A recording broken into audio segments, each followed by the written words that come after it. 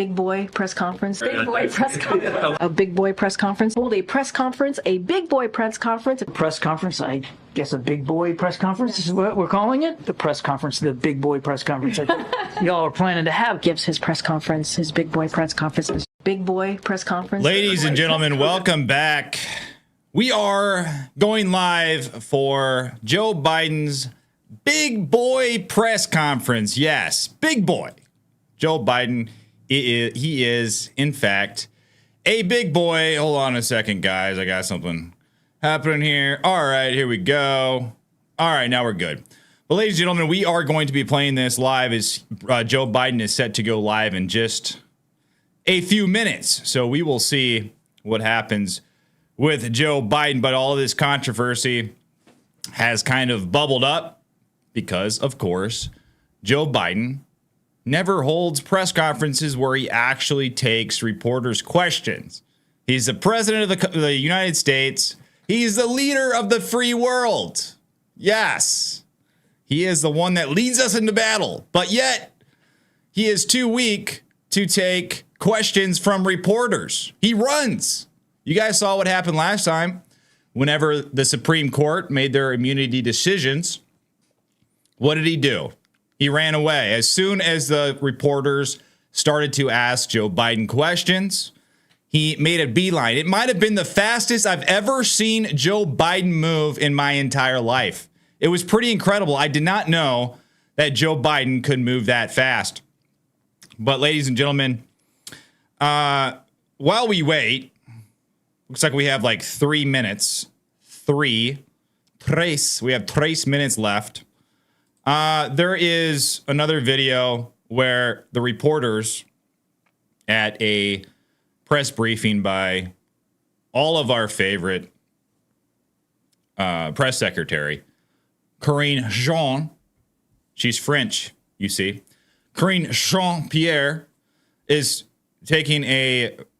being berated by the press, by the reporters, asking her, why doesn't Joe Biden give legit press conferences? What gives? Why does he not go up here and take questions from us? It's kind of weird. So while we wait. Basic direct question. Wait. Hold on. Wait a second. Eight times, or at least once, in regards to the president specifically. Hold on a second. How much you should be able to answer by this point. Wait, no. No, wait a minute. Ed, please. A little respect here, please. So every year, around the president's physical examination, he sees a neurologist. That's 3 times, right? So I am telling you that he has seen a neurologist 3 times while he has been in this presidency.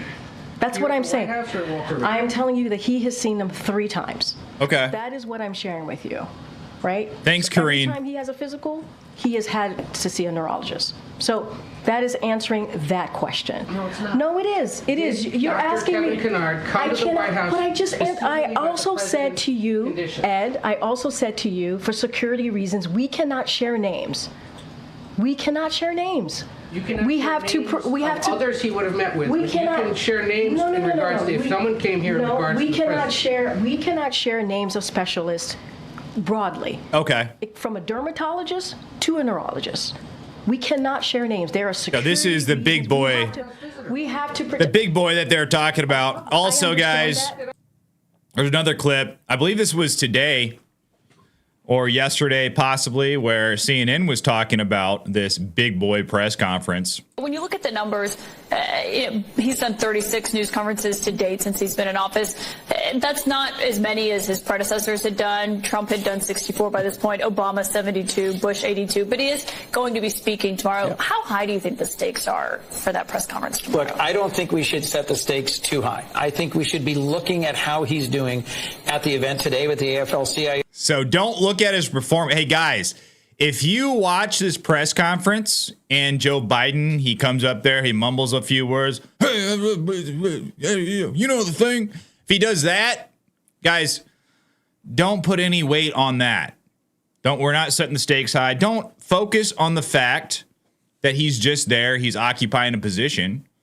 He's not cognizant of really anything that's going on around him. look at everything else that is happening, apparently, that they can lie about. Look at his job numbers that he gained all from COVID. Look at the amazing economy, the economy that's just doing so fantastic. Even though you go to the grocery store and you spend your life savings on a gallon of milk and maybe a carton of eggs if you're lucky.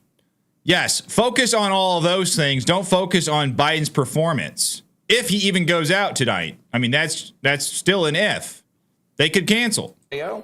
Speaking to, obviously, a supportive group. They endorsed him, but unscripted, no teleprompters. I hope he does well. I expect he'll do well in the press conference tomorrow. When you look at the... Okay, so he expects he'll do well. I guess we'll see. Ladies and gentlemen, what are you guys up to? Let's hang out and wait for this press conference to start. This is at the NATO Summit that this press conference is being held. We're live right now. Or the video, the stream from the NATO Summit is live right now. Biden is set to speak.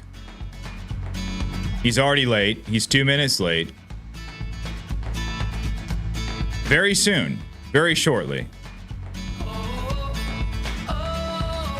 But what are you guys up to? Thanks for joining me for a probably short live stream. It's not going to be very long. I saw some of you were having dinner out there. I'm jealous. I haven't had dinner yet. I'm starving. I'm absolutely famished right now. I'm thinking about what I want for dinner. I'm not sure yet. Thinking maybe pizza. Should I eat pizza? That's not good for me. We'll see. But we've got, hey, we got a lot of people in the chat. Kathy, hey, Kathy, how's it going? Tijuana border jumper says he's driving to work. Hey, man. Heck yeah. Well, I hope you have a great night at work. Enjoy it. Michelle C is in the chat. Doing a fantastic job. She says, don't put any weight on the fact that he's supposed to be the president. Exactly. Yeah, don't think about that. None of that. You don't have to think about any of that stuff. That's just crazy. Our standards have been lowered so low. It's so insane how low the bar is. The bar is so low you can't even do limbo underneath the bar anymore. So, Dish Doggy says, retired and sleepy. That's correct.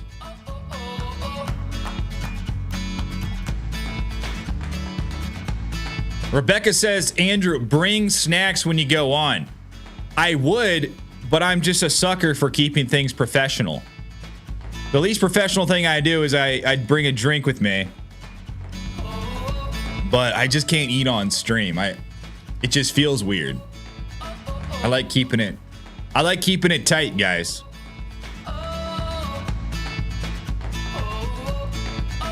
Stacy says, New Jersey is here for President Trump. Let's go. But tonight, we're here for President Biden. We're here. Everyone's watching with bated breath. What's he gonna say? What's he gonna do? The entertainment is just simply impeccable with the Biden administration. I'll give Joe Biden that much. It is kind of an entertaining administration in a dark way. Not in like a fun way, but just kind of like in a negative, dark way. It's kind of funny. Like, wow, look how bad things are getting. Look how much people will accept from their leaders. Look how brainwashed people can be by the media saying that this is okay. So it's not like it's entertaining in a way that's uplifting and nice and joyous. It's kind of like entertaining in the same way, you know, when you see a car wreck, you know, you kind of stop and you look back. What are they called? Rubbernecking. It's kind of entertaining in that same way.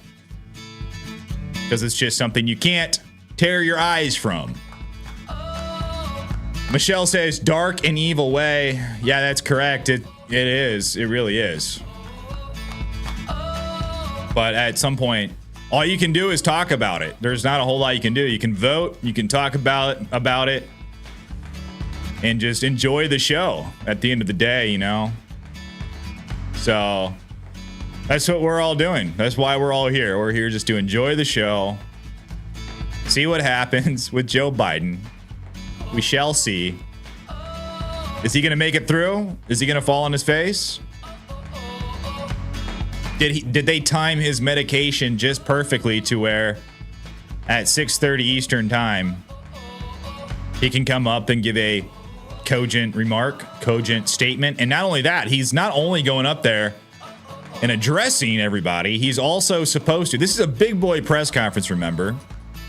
So big boy means he's supposed to be taking questions from reporters.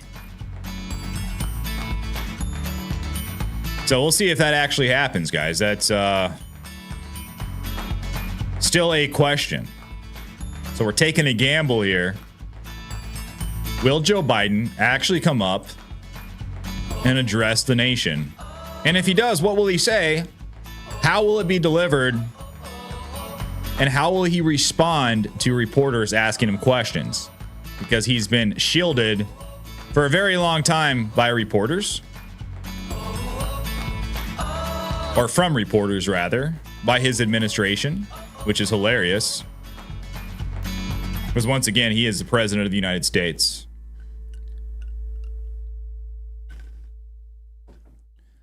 I'm keeping an eye on Twitter over here as well, making sure that it's not canceled or anything, because it would not surprise me whatsoever. I'll keep this playing in the background, but are we live? Oh, no. Laura Loomer just posted this on Twitter. They are not allowing anyone into the press conference. The entire street is blocked off like a war zone, and DC police have erected metal walls to keep the public out. I am on the scene in front of the convention center where Biden is set to give his speech in 5 minutes. So this is the video, guys. Let me... That's what's going on right here, guys. So this is the scene right outside of the convention center. Look at those metal walls. The gates, the fence, or whatever you want to say. Looks like they are non-scalable. Non-scalable fence around this convention center. What a joke, man. What an absolute joke. That's wild. That's what they're doing? Crazy.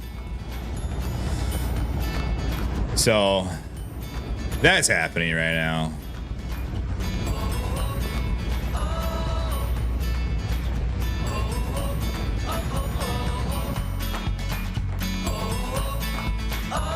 So Biden's getting prepped, getting ready. He's all set to go. Hopefully. Or maybe it'll be Jill Biden that comes out and does a speech for him. We'll see.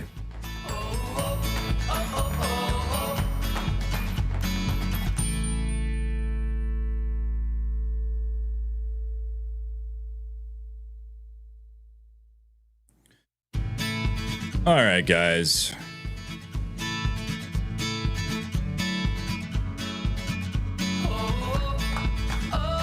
I really wasn't expecting to wait this long, so I didn't have really much prepared for you guys. So I guess we'll just hang out. We'll look at the chat, we'll watch the chat, and wait for Biden to show up. Dish Doggy says America has walls, the border does not. Weird, right? Yeah, that's crazy.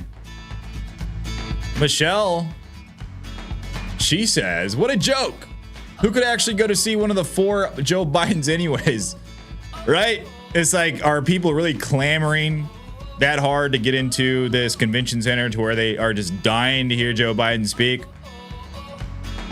I mean, I probably would. Say if Biden was having a press conference, if this press conference was, say, maybe 30 minutes from me, I'd probably drive and see it. Maybe just because of all the anticipation built around what's happening with Biden right now, because a lot of people think he's going to drop out. Very possible. But if I get there and they turn me away, I'll just be like, okay, whatever. I'm not dying to see it. It'd just be like an interesting thing to look at. Kind of like, I don't know, you ever walk through a park and they have those placards that shows like this is a historical landmark. This time in 1828, something happened. And you kind of like look at it because it's interesting. That's how I would feel about Biden's press conference. Oh, yeah, I'll go there. I'll go check it out. So it's not that I can't. I mean, I guess he's the president. That's why they're doing it. Probably do it for everything. I don't know. Maybe not. Michelle, good point here. Yeah, that's very true. He's trying to be fashionably late like President Trump always does. Yeah, except, yeah, you can't do that. You can't do that when you're Biden, though. It's different. But he's trying. You're right. He's trying. Gary says, is there a big crowd? Well, Gary, I wish I could tell you, man, but we don't know yet because there isn't a feed. I can go to let me go to C-SPAN really quick and see if there's anything here. So C-SPAN is covering it too, and they're still not live.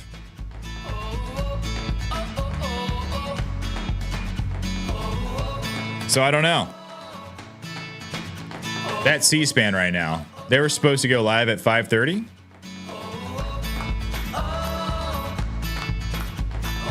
So we're just hanging out, waiting for Biden to pop his butt up on stage and tell us all what's up. Hey, we got a super chat from Pam Flores.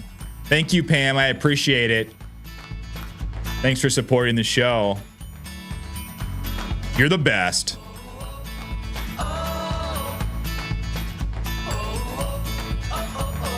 Joey Kirkland. I would love to see him take Donald Trump on that golf challenge. That would be hilarious. Yeah. But he said no. He said he did not want to do the challenge with Donald Trump. But in all honesty, it wasn't Joe Biden that said that. It was someone from his administration. Does Joe Biden even know that Donald Trump challenged him to golf? That's what I want to know. I'm not a huge fan of golf, or at least watching golf. I kind of enjoy being on the golf course every now and then. I don't play golf at all hard. Out of state. So sorry, buddy, we can't. That's kind of the same energy.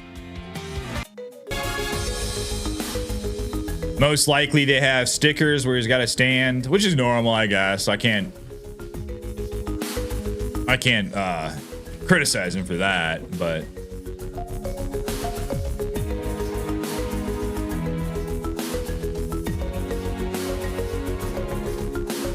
they're just making sure the lighting is perfect. So I guess the question on my mind, on top of is he going to make it through it? How is he going to answer these questions?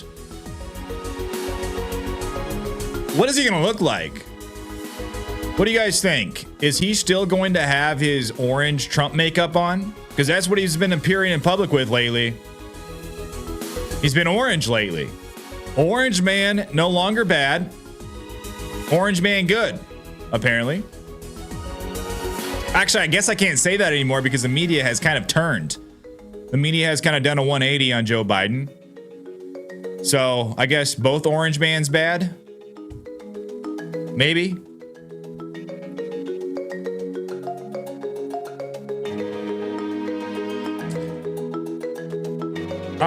Sometimes YouTube videos have the option to bring up captions. Let me see. I don't know. Try it on your video app.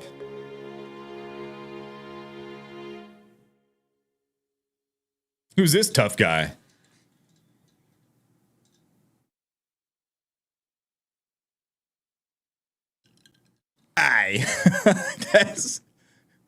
Who knew? That's the big guy. Okay, coming up next, President of the United States. How about that?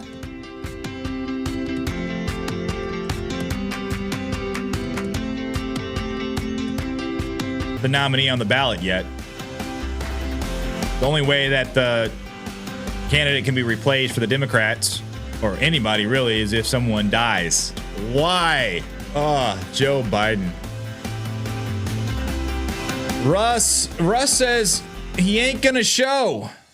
They're gonna give him a double load. They're giving him a double load of a hot shot he won't recover.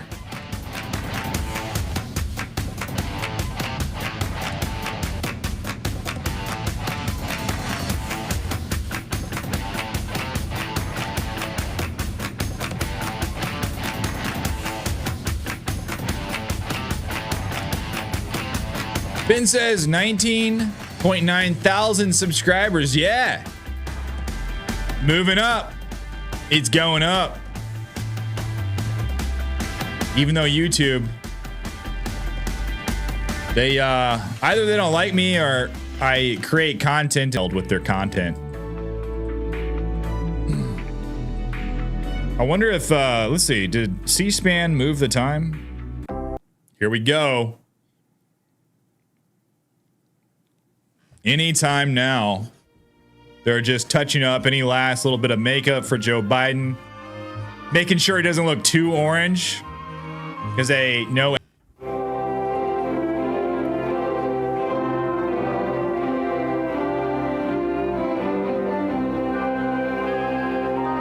It's almost as big as Donald Trump's press conferences or his rallies. Almost.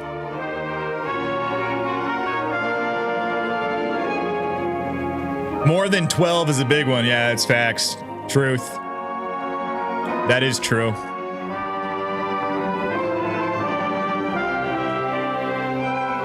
I would predict that most of these seats are probably going to be full by the time this starts, because there is a lot of press wanting to ask him questions. So I bet there's not going to be a whole lot of room in this convention center by the time this starts.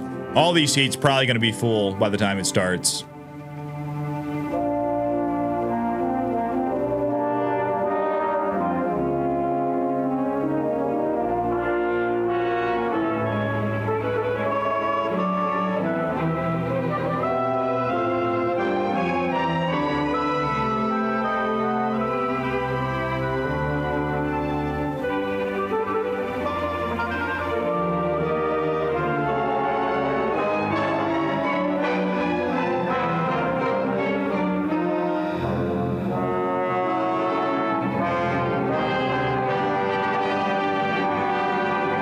Jeff Carlson says, I hope he falls asleep on stage.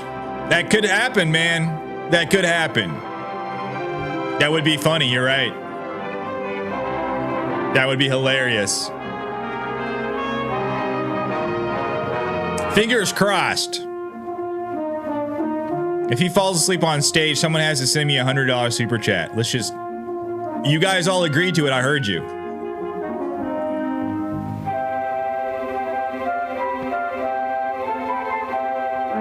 Yaya says paid audience. This one I don't think is paid. These are reporters, mostly press. But yes, I agree with you. He does probably have paid audiences at his rallies to some degree. No one wants to see that. But in this case, the context is a little bit different. He hasn't given a, quote, big boy press conference in a long time because he's so shielded from the press. Nothing's off limits. That's why it's been so entertaining to watch the past couple weeks ever since the debate, because the media is actually doing their job. This is the job that they're supposed to do. These are the questions that they are supposed to ask. They're not supposed to pull punches. They're supposed to speak truth to power, ask the hard questions, ask the difficult questions. But for the past decade, it seems like, probably around a decade, maybe 6-7 years, the media has just been so bad at trying to propagandize the American people. The media has probably always been like this to a certain degree, but I feel like it's gotten worse in modern history, just in modern, few years. So that's why it's such a stark contrast watching them now versus before the debate, where they were telling everybody that these videos of Joe Biden looking feeble and old and can't talk, these are cheap fakes and deep fakes. That's why I say it's just odd to watch, because all of a sudden you have a media that's actually seemingly doing their job. When in reality, it's not really doing their job. They just got their marching orders. Once the Democrats actually have a nominee set in stone, watch them do another 180 and go right back to how they were before. I 100% believe that.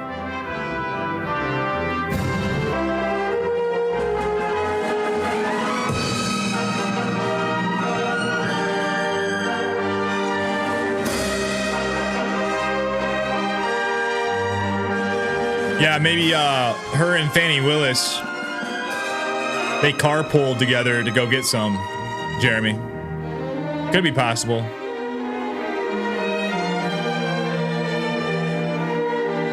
Tijuana says they are paid. Press gets paid to be there as their job. Yeah, I mean, that's a good point.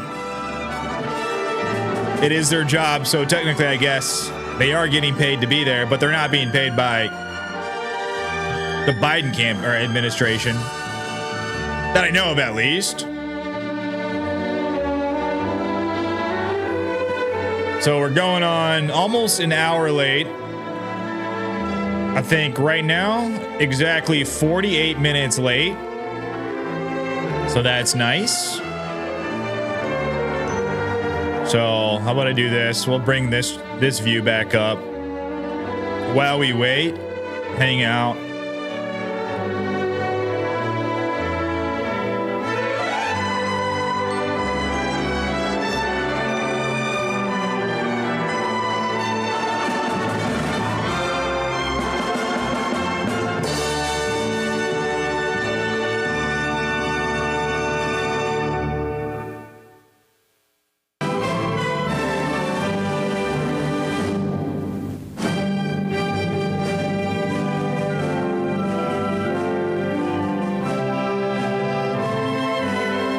I'm looking at the official live stream from the White House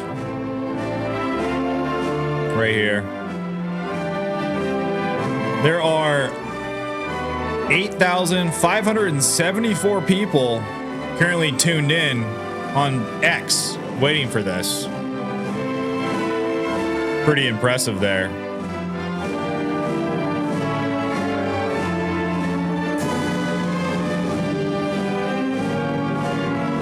Anytime now, guys. Anytime.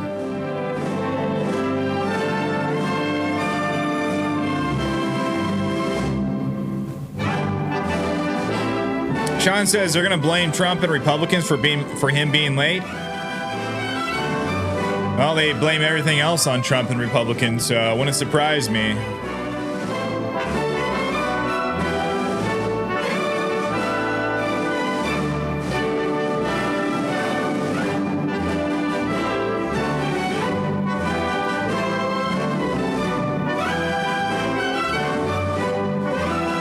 I'll be right back.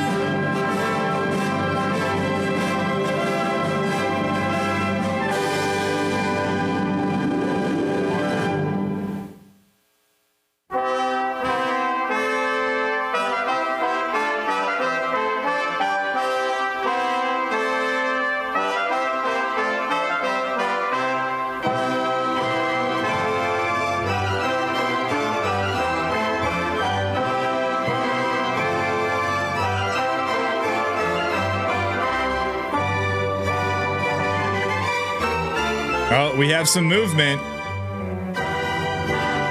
All of his notes, getting all of his notes together.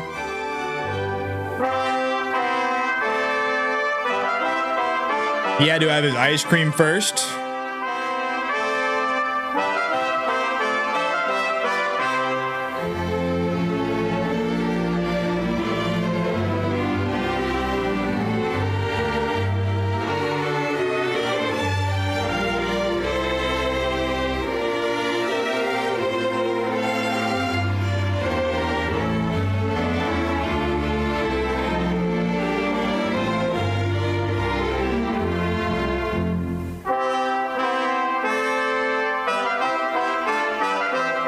That is a possibility.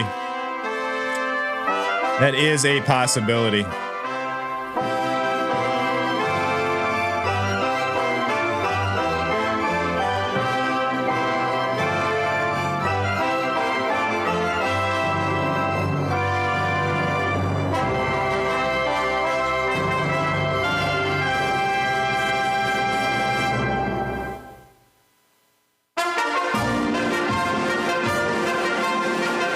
I feel like I'm watching a Civil War movie right now or something.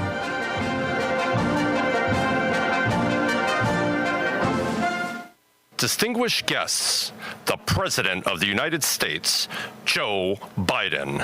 Here we go. Hey, buddy. Thank you. Please be seated. Well, good evening. We just concluded this year's NATO Summit, and the consensus among the members was it was a great success. It was especially momentous because it represented the 75th year of the most important military defense alliance in the world's history of the world. We should never forget that NATO grew out of the wreckage of World War II, the most destructive war in history. The idea was to create an alliance of free and democratic nations that would commit themselves to a compact of collective defense. Standing together, they knew we'd all be safer. An attack on one would be treated as an attack on all. And it's worked because a would-be aggressor knows if they attack one of us, they'll be attacked by all of us. Sending that message is the best way to deter aggression and prevent wars in the first place. For those who thought NATO's time had passed, they got a rude awakening when Putin invaded Ukraine. Some of the oldest and deepest fears in Europe roared back to life because once again, a murderous madman was on the march. But this time, no one cowered in appeasement, especially the United States. We collected intelligence that Russia was planning to invade Ukraine months before the invasion. I directed the intelligence community to be a significant amount of intelligence be declassified so I could start building an international coalition to oppose the invasion. Then in February, some of you remember, I warned the world that the invasion was imminent. I rallied a coalition of 50 nations from Europe to Asia to help Ukraine defend itself. Many foreign policy experts thought, as Putin amassed Russian forces just 100 miles north of Kyiv, the capital of Ukraine, but Putin thought it was the mother home of Russia. The capital would fall in less than a week. But the Ukrainian people, backed by a coalition to help build, stopped them. Today, Kyiv still stands, and NATO stands stronger than it has ever been. During the week of this summit, several heads of states made it a point in their statements to thank the United States and to thank me personally for all that NATO has achieved. NATO is not only stronger, NATO is bigger because we led the charge to bring in Finland and Sweden into the alliance, and it makes a gigantic difference. Excuse me. Meanwhile, my predecessor has made it clear he has no commitment to NATO. He's made it clear that he would feel no obligation to honor Article 5. He's already told Putin, and I quote, "Do whatever the hell you want." In fact, the day after Putin invaded Ukraine, here's what he said. It was genius. It was wonderful. Some of you forgot that, but that's exactly what he said. Direct quote from clear. Donald Trump, apparently. NATO is essential to American security. And I believe the obligation of Article 5 is sacred. And I would remind all Americans, Article 5 is invoked only once in NATO's long history, and that was to defend America after 9/11. I made it clear that I will not bow down to Putin. I will not walk away from Ukraine. I will keep NATO strong. That's exactly what we did, and exactly what we'll continue to do. Now, the future of American policy is up to the American people. This is much more than a political question. It's more than that. It's a national security issue.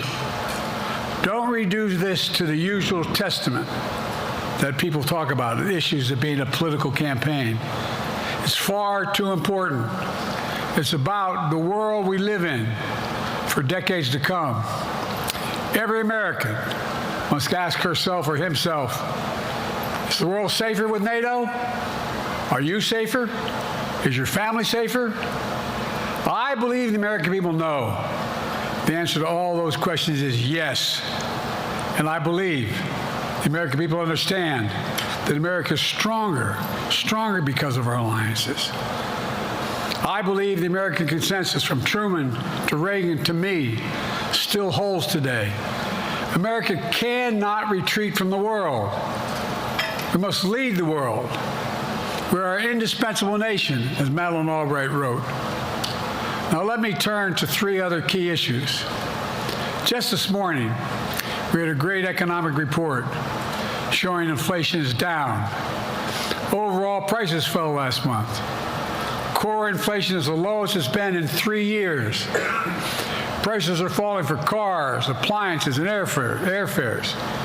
Grocery prices have fallen since the start of the year. We're going to keep working to take down corporate greed to bring those prices down further. Meanwhile, Trump's calling for a 10% tariff on everything Americans buy, including food from overseas, vegetables, and other necessities. And economists tell us that would cost the average American working family another $2,500 a year. It's a tax of $2,500 a year. Second, our efforts to secure the border, southern border, is working. After Trump killed the bipartisan effort to secure the border, Republicans and Democrats had worked on, because he thought it would benefit me and make him a loser, Republicans walked away. So I took executive action last month. As a consequence, working with Mexico, border encounters have gone down over 50%. The current level is lower today than when Trump left office. Third, for months, the United States has been working to secure a ceasefire in Gaza, to bring the hostages home, to create a path for peace and stability in the Middle East. 6 weeks ago, I laid out a detailed plan in writing. It was endorsed by the UN Security Council, the G7. That framework is now agreed on by both Israel and Hamas. So I sent my team to the region to hammer out the details. These are difficult, complex issues. There's still gaps to close, but we're making progress. The trend is positive, and I'm determined to get this deal done and bring an end to this war, which should end now. Let me conclude where I began. We're the United States of America. We are the indispensable nation. Our leadership matters. Our partnerships matter. This moment matters. We must rise to meet it. With that, I'll take your questions. I've been given a list of people to call on here. Reuters, Jeff Mason.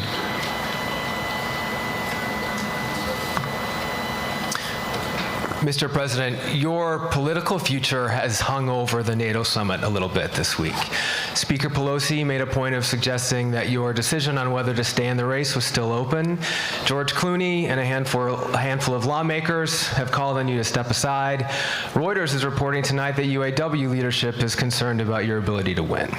UAW just endorsed me, but go ahead. Thank you.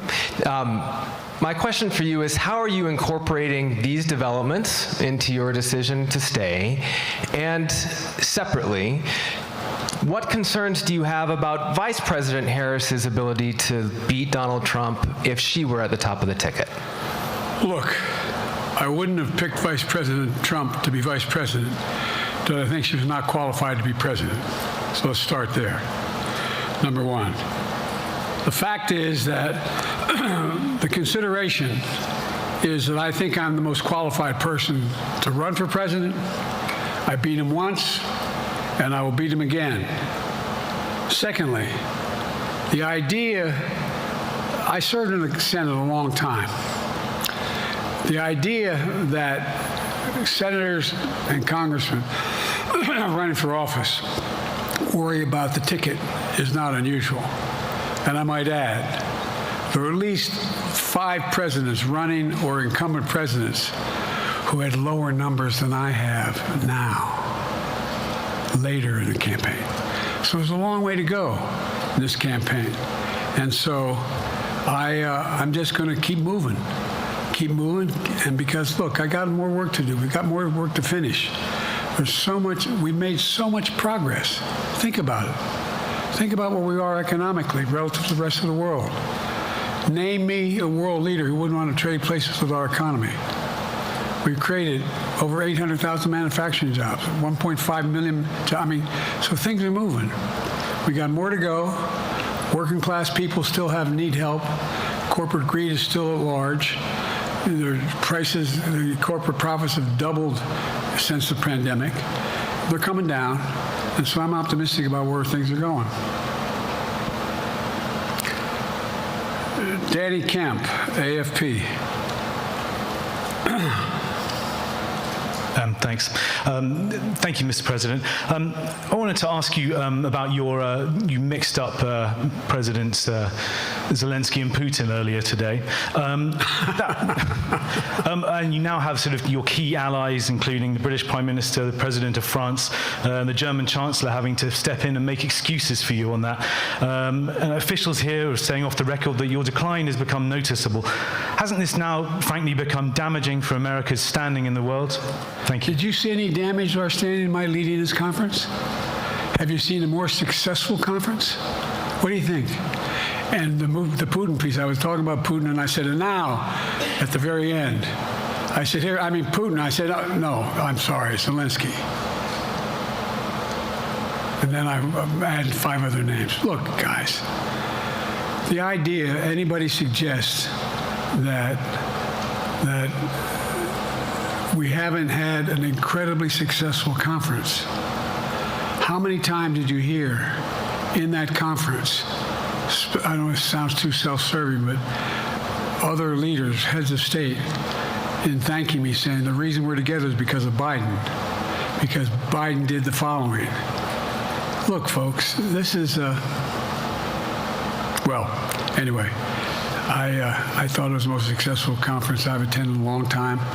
And find me a world leader who didn't think it was. Next one, Nancy Cordes, CBS.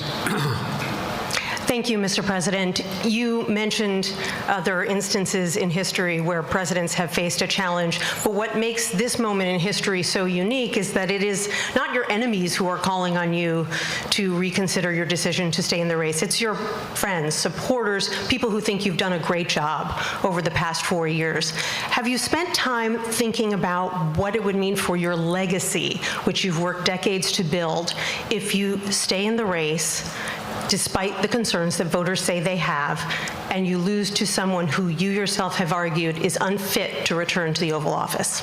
Well, look, I'm not in this for my legacy. I'm in this to complete the job I started.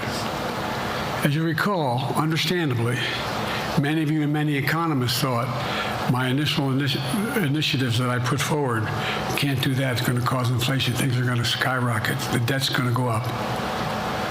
What are you hearing now from mainstream economists? 16 economic Nobel laureates said I've done a hell of a job. That under my plan so far and what's going to happen in the future if I've reelected, that things are going to get much better.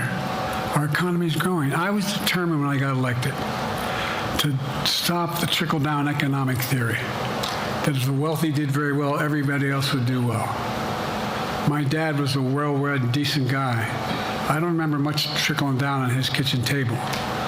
Middle-class people and working-class people need help. And so what happened is I decided to was able to implement as president what I believed when I was a senator. And that is that the way to build this economy is from the middle out and the bottom up. That way we grow the economy. And the wealthy still do very well. They do fine. And guess what? Find me an economist, a mainstream economist who said we haven't done well. What have we not done that isn't working right now? And so we got more to do, though. We got to finish the job. And by the way, I come from the corporate state of the world. Delaware has more corporations registered in Delaware than every other state in the nation combined. I'm not anti-corporate, but corporate profits have doubled since the pandemic. Doubled. It's time things get back in order a little bit. It's time, for example, if I'm reelected, we're going to make sure that rents are kept at 5% increase in corporate rents for apartments and the like and homes are limited to 5%. We're going to make a lot of changes that I've been talking about because we're going to continue to grow this economy. And by the way, I know, remember how I got so roundly criticized for being so pro-union, not labor, union. Well, guess what? I've been the most pro-union labor president in history. Not a joke. And guess what? We had the Treasury Department do a study. When unions do better, everybody does better. Everybody does better. And we talk about how, for example, remember when we talked about getting the computer chip industry back in the United States? Used to be 40% of the industry. We invented the chip. 40% of the industry was in the United States. And former presidents decided that the best way to do it is find the cheapest labor in the world, send the product over there and import what the product was. And so what did I do? I was told not to go over to to Asia, including Europe, but Asia. And I remember going to South Korea, convincing them to invest $20 billion in the United States to build computer chip factories. And I asked why when they finally decided to do it. And the answer was because you have the safest economy in the world and you have the best workers in the world. So the whole idea here is we've invested, there's over $50 billion in investment in computer chip manufacturing just coming into being. None of you thought that would happen. None of you thought that would happen. But it's happening. It's happening. And it's going to grow economies. All three, and by the way, red states and blue states. Matter of fact, there's as much in red states as blue states. I've made no distinction. So my generic point is that the idea that we can't continue to build and grow the economy, make it fairer. And like I said, from my standpoint, when the middle class does well, that's when the whole economy grows.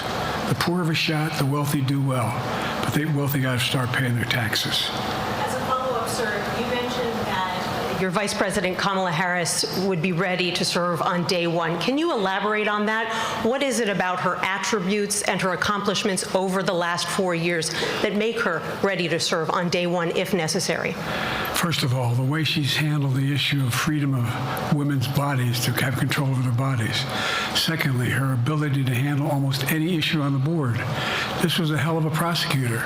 She was a first-rate person, and in the Senate, she was really good. I wouldn't have picked her unless I thought she was qualified to be president. From the very beginning, I made no bones about that. She is qualified to be president. That's why I picked her. Felicia Schwartz, Financial Times. Thank you, Mr. President. Presidency is the most straining job in the world, and it's 24/7. How can you say you'll be up for that next year, in 2 years, in 4 years, given the limits you've acknowledged that you have today? The limits I've acknowledged I have? There's been reporting that you've acknowledged that you need to go to bed earlier and your evening around 8. That's not true. Look, what I said was, instead of my every day starting at 7 and going to bed at midnight, it'd be smarter for me to pace myself a little more. And I said, for example, the 8, 7, 6 stuff, instead of starting the fundraiser at 9 o'clock, start at 8 o'clock. People get to go home by 10 o'clock. That's what I'm talking about. I'm not talking about, and if you looked at my schedule since I made that stupid mistake in the campaign, in the debate, I mean, my schedule has been full bore. I've done, where's Trump been? Riding around in his golf cart, filling out his scorecard before he hits the ball? I mean, look, he's done virtually nothing. And I have, I don't know how many, don't hold me to it, roughly 20 major events. Some with thousands of people showing up. And so I just think it's better. I always have an inclination, whether I was playing sports or doing politics, just to keep going, not stop. I just got to just pace myself a little more. Pace myself. And the next debate, I'm not going to be traveling into 15 time zones a week before. Anyway, that's what it was about. That's what it was about. And by the way, even with that, I love my staff. But they add things all the time at the very end. I'm catching hell from my wife for that. Anyway.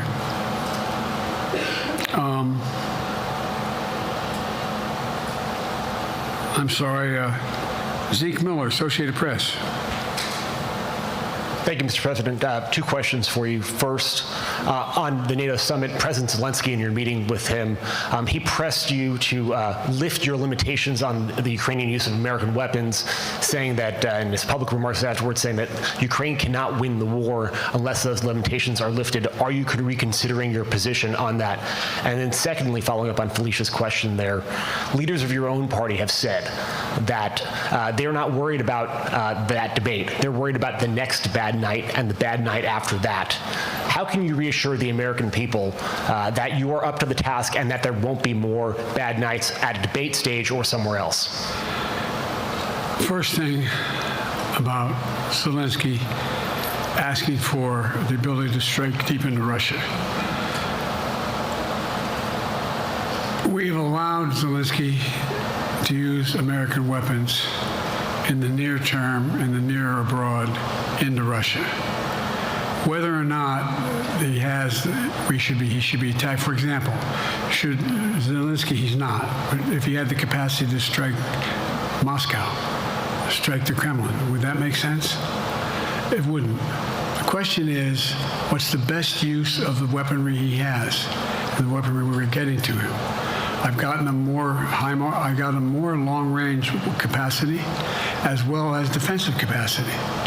And so our military is where I'm following the advice of my commander-in-chief, the chief of staff of the military, as well as the Secretary of Defense and our intelligence people. And we're making a day-to-day basis on what they should go, how far they should go in. That's a logical thing to do. Second question related to bad nights, sir. How can you reassure the American people that you won't have more bad nights, whether they be on a debate stage or it's a matter of foreign policy? Well, I tell you what, the best way to assure them is the way I assure myself, and that is, am I getting the job done? Am I getting the job done? Can you name me somebody who's gotten more major piece of legislation passed in 3.5 years? I created 2,000 jobs this last week.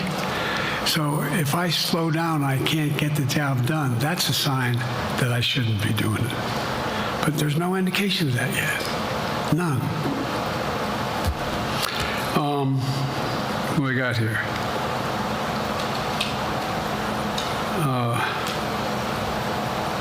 Merrick, Pulaski Radio.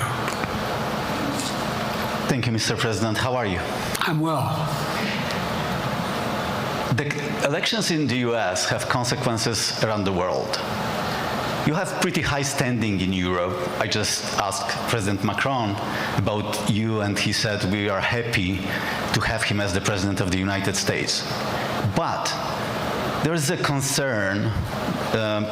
Many people in Poland and across Europe are worried that the former president may win the election. And there's a lot of concern that Donald Trump may weaken NATO, stop supporting Ukraine, or push Ukraine to give up territories to Russia. They're correct. And yourself was warning just 2 minutes ago about it. So my question is, do you think that Europe will be left on its own if Donald Trump wins the election? And what's your advice to European leaders to prepare for possible US disengagement? Well, look, I think, how can I say this without sounding too self-serving? I've not had any of my European allies come up to me and say, Joe, don't run. What I hear them say is, you've got to win. You can't let this guy come forward. It'd be a disaster. It'd be a disaster. I mean, I think he said in one of his rallies, don't hold me to this, recently, where NATO, I just learned about NATO or something to that effect. Foreign policy has never been his strong point. And he seems to have an affinity to people who are authoritarian. That worries, as I tell you from Poland, that worries Europe. That worries Poland. And nobody, including the people of Poland, think that if he wins in Ukraine, he's going to stop in Ukraine, that that's going to be the end of it. And so what I can say is, I think I'm the best qualified person to do the job, to make sure that Ukraine does not fall, that Ukraine succeeds, that the European alliance stays strong. You may recall, no one was talking about Finland joining NATO.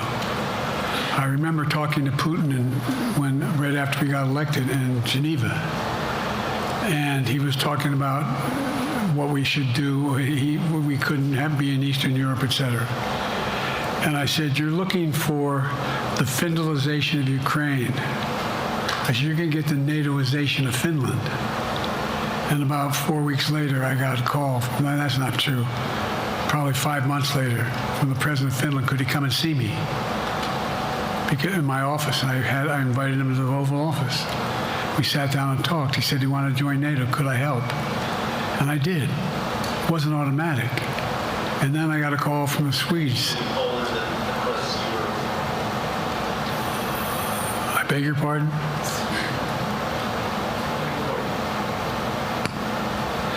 And so Finland joined NATO.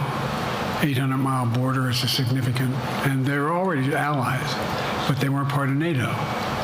And you heard, I think you heard, maybe, I can't recall whether he said it publicly or in our closed meeting, but he wouldn't mind being repeated. He said, we decided in Finland, the people of Finland decided they had to be part of NATO. It was in our interest because of the joint ability to be together, to dissuade any attack on Finland. And the same thing with Sweden. It took a lot of selling to some folks, particularly in Turkey and other places, to agree to the expansion. But it expanded. And we're a hell of a lot stronger because of it. We're more secure because of it. And by the way, I was able to get 50 other nations, 50, to support Ukraine. 50. And we're able to bring about a coalition of Europe and Asia, Japan and South Korea. I just met we talked about AUKUS, and we talked about the relationship between Australia, New Zealand, Japan, South Korea, the United States.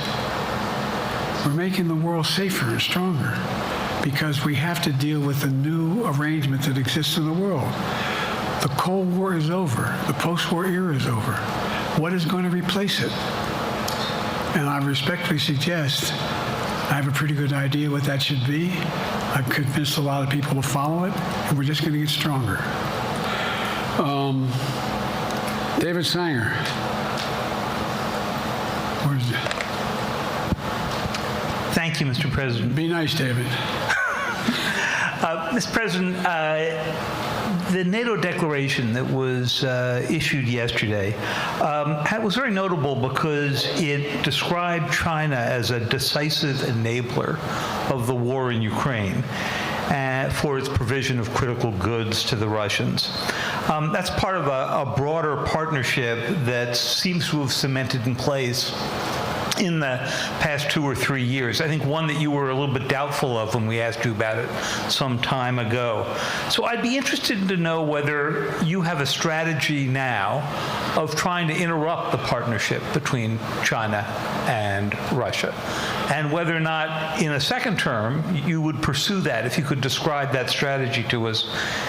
And along the way, could you also tell us whether you think, just to follow up on Felicia's question, that if you were in a room with Vladimir Putin again, the way you were 3 years ago, or with President Xi, that a few years from now you will be able to go negotiate with them, handle them one-on-one? Well, that's like a three-part question. That's going to be hard. We discussed and I raised in the NATO Summit, and others raised, the future of China's involvement, what they're going to do, what they're doing with Russia in terms of accommodating, facilitating. They're getting access to additional. They're not supplying weapons themselves. They're supplying mechanisms for them to be able to get weapons. And China's position is basically, and I've spent more time with Xi Jinping than any world leader has, over 90 hours since being vice president all the way through, for real. And by the way, I handed all my notes.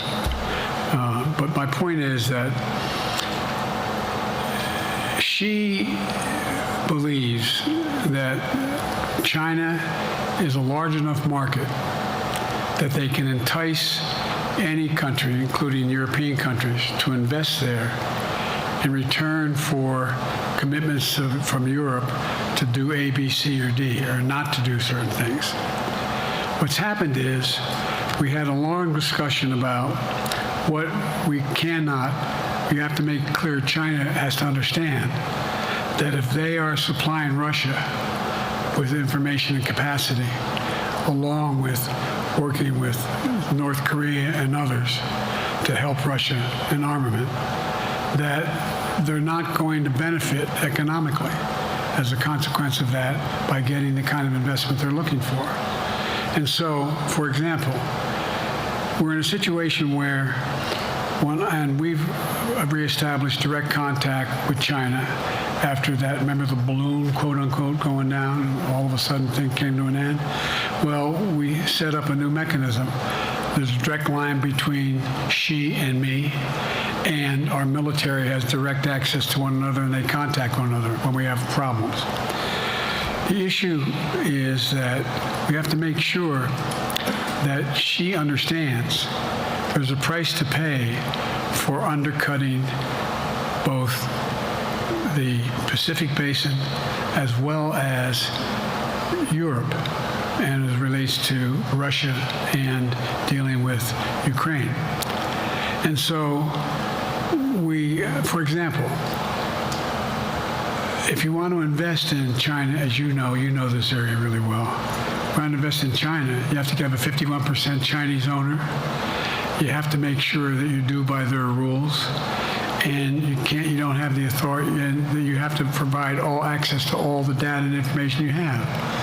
There was a while there, as you recall, the last administration and other administrations, where the access to that market was enticing enough to get companies to come in because they had access to over 1 billion people in the market, not 1 billion, but a lot of people in the market. And so they were doing it. But that got curtailed when we started saying we're going to play by the same rules. For example, the idea they don't abide by the international rules related to subsidizing products by the government funding. So guess what? They're not going to be able to export their electric vehicles to the United States without a significant tariff.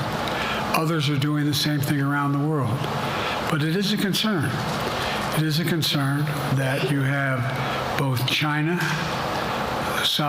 North Korea, Russia, Iran, countries that are not necessarily coordinated in the past, looking to figure out how they can have impact. Do you have a strategy to interrupt that impact? Yes, I do, but I'm not prepared to talk about the detail of it in public. And I think you'll see that some of our European friends are going to be curtailing their investment in Russia. In China, as long as China continues to have this indirect help to Russia in terms of being able to help their economy as well as help them in as a consequence that their ability to fight in Ukraine. The other thing that we talked a lot about is that, and I raised it, and I didn't hear any. I can't swear that everyone agreed because not everyone got to talk about it. But we need a new industrial policy in the West. For example, we talked about how both the EU as well as NATO has to be able to begin to build their own munition capacity, has to be able to generate their own capacity to provide for weapons and the ability to, it came as a surprise to some of us how we had fallen behind in the West in terms of the ability to construct new material, new weaponry, new everything from vehicles to weapon systems. And so one of the things that came out of this was we're going to be meeting again with a number of my colleagues, my European colleagues, is what do we do to increase the capacity of the West, particularly in Europe and Japan, to be able to generate the kind of ability to produce their own weapon systems. Not just for themselves, but to be able to generate that. It's the same, it's what Russia's trying to figure out. That they went to China and they didn't get the weapons, but then they went to North Korea. But we're going to be in a position where the West is going to become the industrial base for the ability to have all the defensive weapons that we need. That was a discussion as well. Mr. President, I'm not sure you answered on whether you would be ready to go deal with Putin and Xi 2 or 3 years from now. I'm ready to deal with them now and 3 years from now. Look,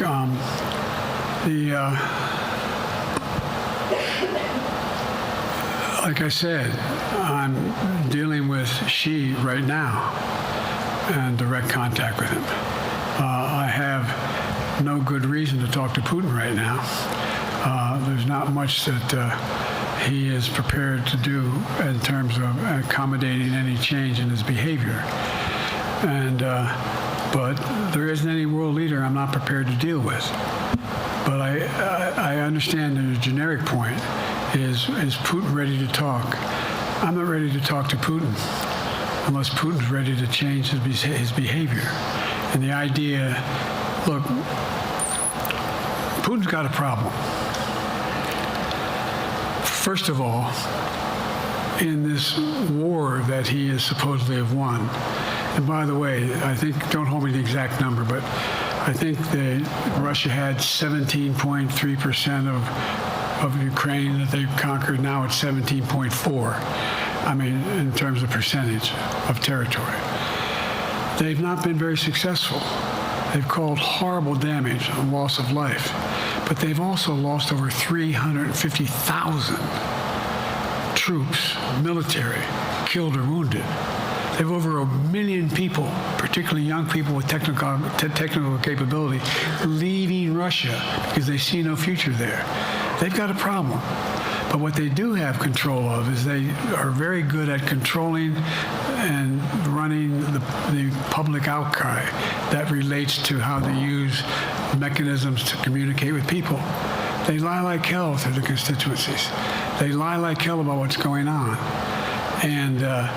And so the idea that we're going to be able to fundamentally change Russia in the near term is not likely. But one thing for certain, if we allow Russia to succeed in Ukraine, They're not stopping in Ukraine. I recommend, I know you know this because you've written about it, read Putin's speech after they moved in, what it was all about in Kyiv. It wasn't about just, anyway, read what his objective is. And anyway, but so I think that I'm prepared to talk to any leader who wants to talk, including if Putin called me and wanted to talk. Last time I talked to Putin was trying to get him to work on an arms control agreement related to nuclear weapons in space. That didn't go very far. So my point is, I'm prepared to talk to anybody, but I don't see any inclination.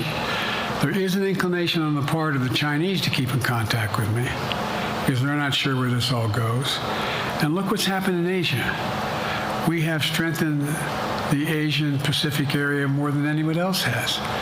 We just put together with, today I brought on, I asked our NATO allies that we bring on the group from the South Pacific, Australia, New Zealand, Japan, Australia. I already mentioned Australia. And I met twice now, I think, with the 14 leaders of the Pacific Island nations. And we've slowed down what's going on there. We've slowed down China's reach. But there's a lot of work to do. This is a moving target, and I don't take it lightly. Sam from NPR. Thank you, Mr. President. Asma Khalid with NPR. I have two questions. Earlier, you spoke about the ceasefire plan between Israel and Hamas. We're now looking at 10 months of war, and I'm curious if there's anything that you feel personally you wish you would have done differently over the course of the war. And then secondly, if I may, I wanted to ask you about your presidential campaign. I remember covering your campaign in 2020, and there was a moment where you referred to yourself as a, quote, bridge candidacy, a transition to a younger generation of leaders.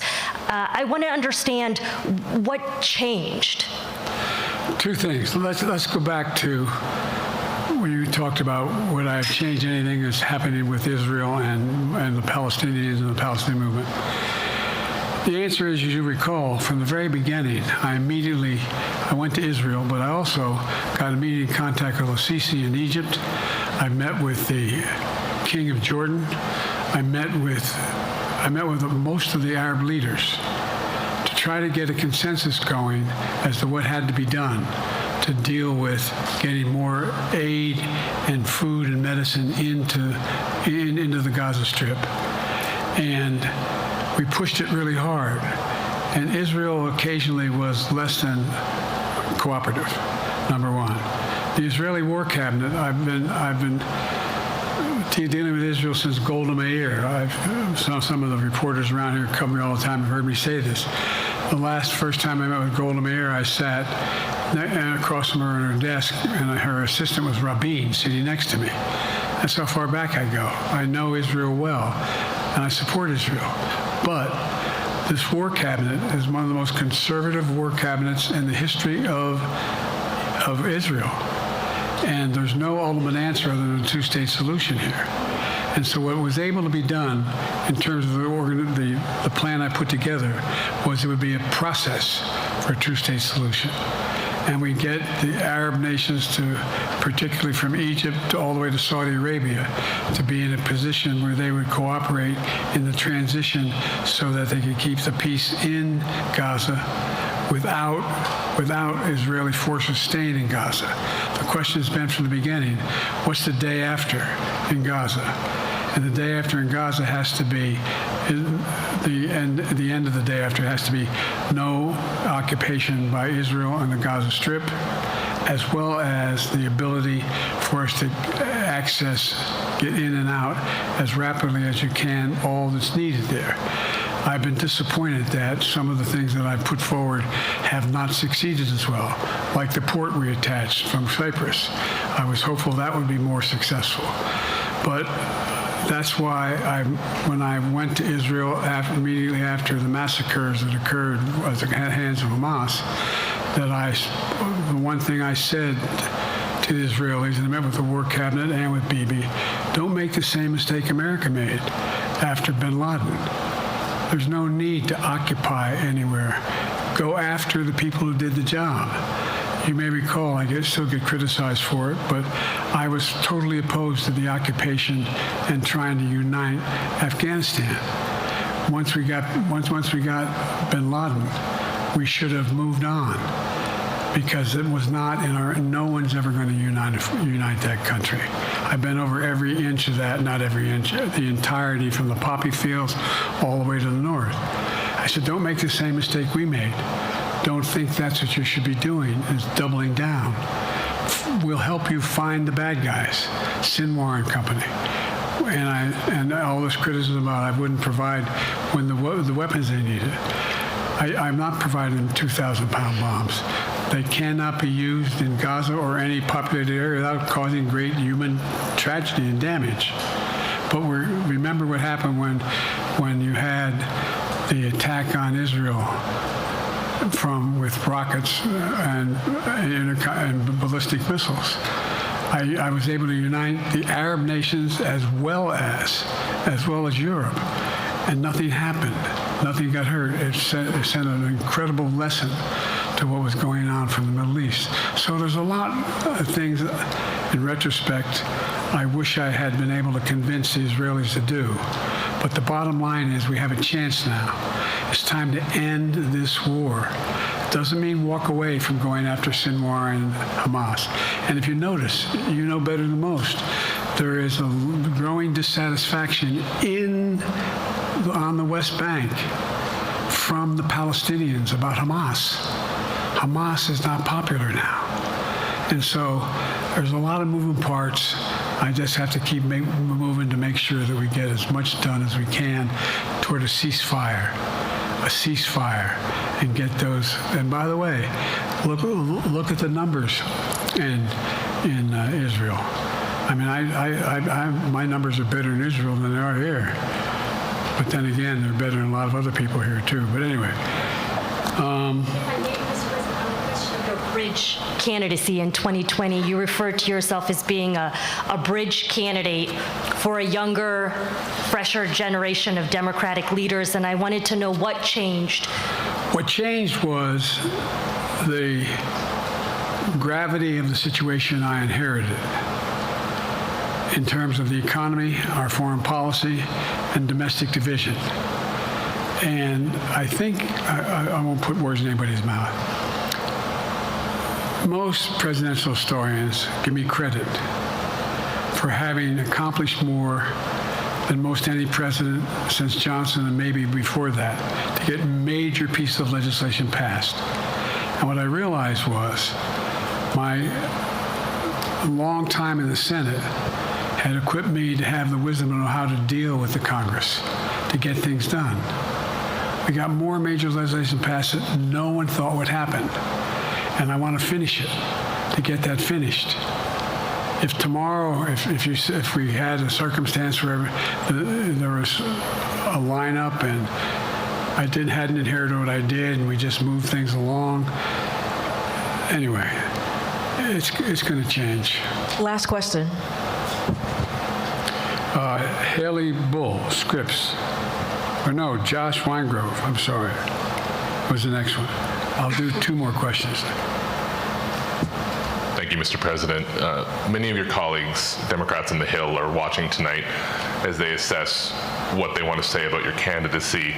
I'm wondering how you're thinking of this right now. It seems like your answer is clear, but they're watching how things go tonight, tomorrow in Michigan, next week in Texas and Nevada. Are you thinking that way about how the next week or two goes would inform you? Am I using that way, you say? Are you thinking that way about how the next 2 weeks go? Will that affect your decision, or are you fully determined on running in November as the party's nominee? I'm determined on running, but I think it's important that I allay fears by let them see me out there. Let me see them out. For the longest time it was, Biden's not prepared to sit with us unscripted. Biden's not prepared to, anyway. And so what I'm doing is, and I've been doing, I think we've done over 20 major events, from Wisconsin to North Carolina to, to demonstrate that I'm going out in the areas where we think we can win, where we can persuade people to move our way, or people are already there. And here, look, the other thing is, we have the most extensive campaign organization of anybody's had in a long, long time. We have well over 1,000 volunteers knocking on doors, making phone calls, making tens of thousands of phone calls. We have headquarters, I forget exactly how many, I want to cite a number and then find out I'm off, but we have scores of headquarters in all the toss-up states. We're organized, we're moving, and that's awful hard to replace in the near term. And so, and here's the other thing. I was in the Senate a long time. Very proud of what I've done in the Senate. I was chairman of the Foreign Relations Committee for a long time, and I was chairman or ranking member and chairman of the Judiciary Committee. I'm going to be going down to the Johnson Library.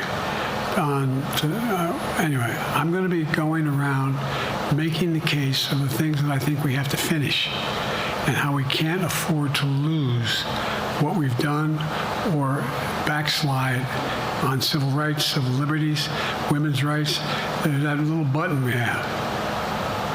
Control guns, not girls. I mean, the idea we're sitting around, this is where Kamala's so good as well.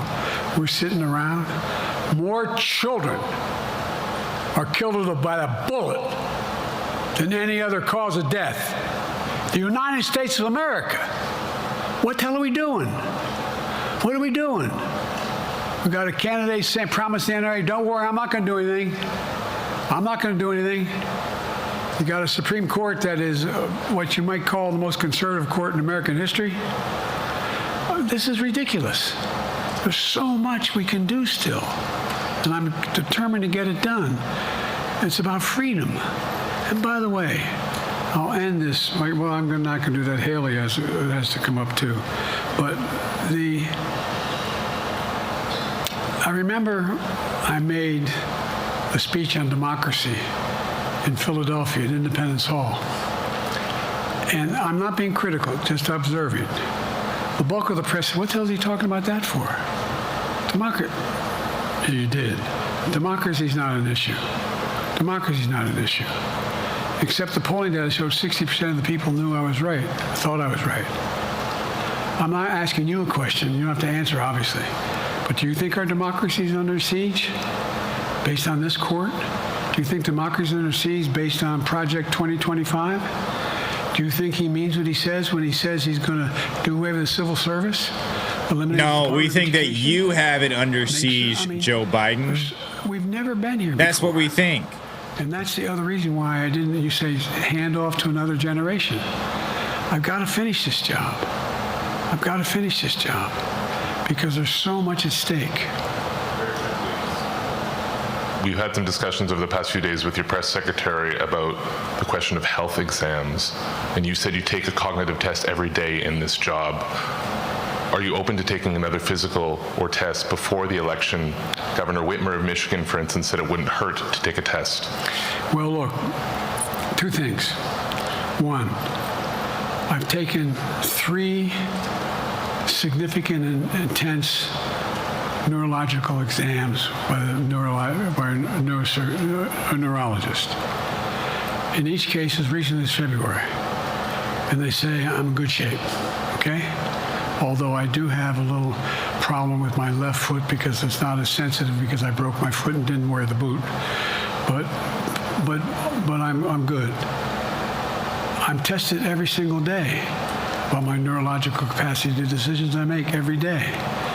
You talk to my staff, all of you talk to my staff. Sometimes my staff talks a lot. But the fact of the matter is, I don't think you have them telling you that all the major ideas we've undertaken haven't been in part initiated by me. I remember when the staff and I said, I'm going to go to South Korea and we're going to get the chip. What are you doing? I'm going to get Japan and Korea back together again after essentially having hostilities toward one another since the end of World War II. I'm going to move and see that we can expand it. You know, the only thing age does is help you with it.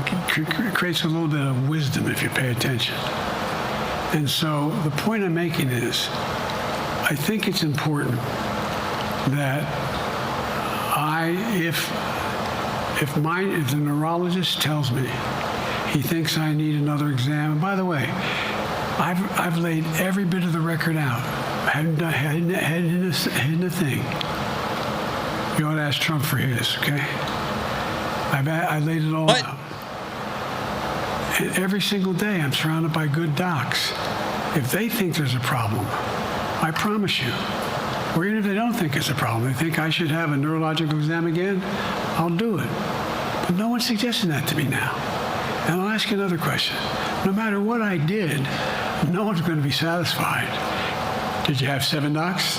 Did you have 2? Who'd you have? Did you do this? How many times did you? So I am not opposed if my doctors tell me I should have another neurological exam, I'll do it. But that's where I am. Haley Bull, Scripps. Thank you, Mr. President. You said you're making decisions on a day-to-day basis when it comes to support for Ukraine. Does that mean you have not closed the door on further considering lifting restrictions for U.S.-made weapons inside Russia? And if I may, your convention is coming up where your delegates are pledged to make you the official nominee. If they have second thoughts, are they free to vote their conscience? Obviously, they're free to do whatever they want, but I get overwhelming support. Overwhelming support. I won, I forget how many votes I won in the primary. Overwhelming. And so tomorrow, if all of a sudden I show up at the convention, everybody says, we want somebody else, that's the democratic process. It's not going to happen. Even if that means they vote for someone else? Sure. Look, I'll end this with this. I served in the Senate a long time. I understand the impetus of candidates running for local office and whether they think the topic can help them or not. In my state of Delaware, which was a very, at least a purple, it was a red state when I started, in terms of we now talk red and blue.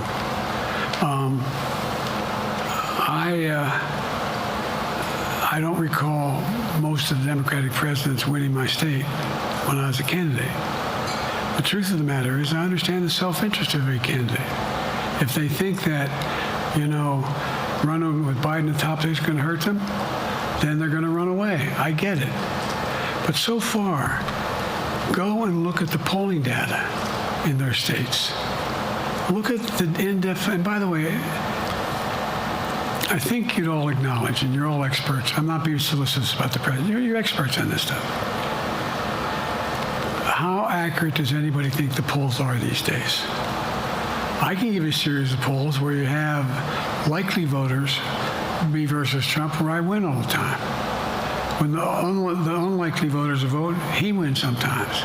The bottom line is all the polling data right now, which I think is premature because the campaign really hasn't even started. I mean, it hadn't started in earnest yet. Most of the time, it doesn't start till after September, after Labor Day. So a lot can happen. But I think I'm the best I believe I'm the best qualified to govern. And I think I'm the best qualified to win. But there are other people who could beat Trump too. But it's awful start from scratch. And, we talk about, money raised. We're not doing bad. We got about $220 million in the bank. And we're doing well. So with that, you have any want to follow up on any of that you just asked me? Yes. You earlier explained confidence in your vice president. Yes. If your team came back and showed you data that she would fare better against former President Donald Trump, would you reconsider your decision to stay in the race? No, unless they came back and said, there's no way you can win. Me. No one's saying that. No poll says that. Mr. President, okay. This ends tonight's press conference. Thanks, everybody.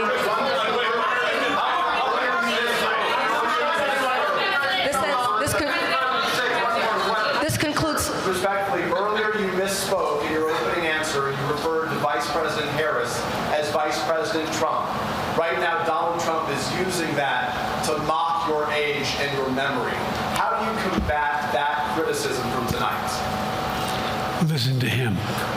This concludes tonight's press conference. What? Everybody. That was so weird. What did he just say? Listen to him? Ladies and gentlemen, your big boy press conference for big boy Joe Biden, our president, the president of the United States of America, guys, called on a list of reporters, didn't take just questions from anybody. Very dubious that it was unscripted, that he didn't have the questions beforehand or at least some indication of what they were talking about. Yeah, and the best part is he referred to Vice President Kamala Harris, or the funniest part, I don't want to say the best part because it's very concerning. The funniest part is he referred to Vice President Kamala Harris as Donald Trump. Is Donald Trump going to be Joe Biden's vice president? I don't know, guys. It was pretty wild. What the heck was that? Especially at the end there. The guy called him out for what he said about Kamala Harris being Trump, and he said, listen to him. Very cryptic words. But ladies and gentlemen, I'm not going to stay on here for very much longer. Read a couple chats, and I got to go eat, man, because I am famished. I'm so hungry right now. But before we get out of here, guys, make sure to like and subscribe. Make sure, wait a second, hold on. I got to mute my tab here. I don't know, everything's going haywire all of a sudden. We have a morning show we do 5 to 6 days a week, morning between 8 and 9 Central. Come join us on that, where we talk about all the current news. I think you'd enjoy it. If you'd like to support the show, consider becoming a member. We have Michelle C in the chat. She says it was all scripted. Yeah, it was something, that's for sure. Joey says lies, lies, lies. Yeah, it was a lot of lies. But he's so old, he's done it for so long. It's really second nature for him, right? It's weird. Carrie says, doesn't matter who it is, Trump's running the train of justice through the corrupt government. Amen, brother. All right, guys, I'm going to hop off here. Hey, thank you for watching tonight. Thanks for being engaged in what is going on in our country. Very important to stay on top of these things. Ladies and gentlemen, you all have a good night. God bless.